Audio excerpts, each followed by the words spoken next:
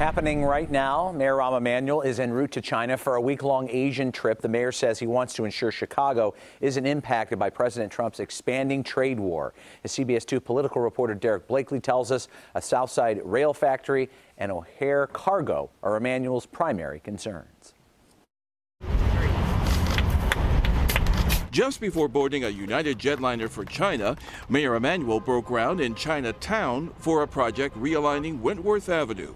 And Emanuel spoke of his concern over the 25% tariff President Trump imposed on $34 billion in Chinese goods. None of us know where this trade war and tariff war by President Trump, where it falls. But Emanuel doesn't want it to fall on the $100 million factory CRCC Sinfang is building on the far south side, the Chinese company to provide 200 jobs building CTA rail cars. And we want to make sure that that facility does not become a bargaining chip or a victim of this new trade war.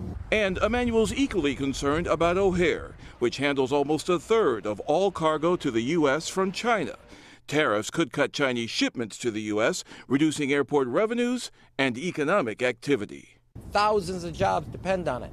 While in Asia, Emanuel will also announce several agreements, doubling the Bank of China's Chicago office to 65 staffers, Komatsu moving 350 jobs from Rolling Meadows to Chicago, and an economic partnership agreement between the Japanese government and the city of Chicago. And I think President Trump is going about this all the wrong way, and I'm going to make sure that they know they have a willing partner. We'll compete where we have to compete, cooperate where we can cooperate. What's more, the mayor's office has been tight-lipped, to say the least, about just who is accompanying Emanuel. We know that Andrea Zopp, the CEO of World Business Chicago, is on the trip, and the WBC is footing the bill as well. We've asked if other private industry leaders are going along, but so far, no answer. And Rob, we just got confirmed the actual length of the trip.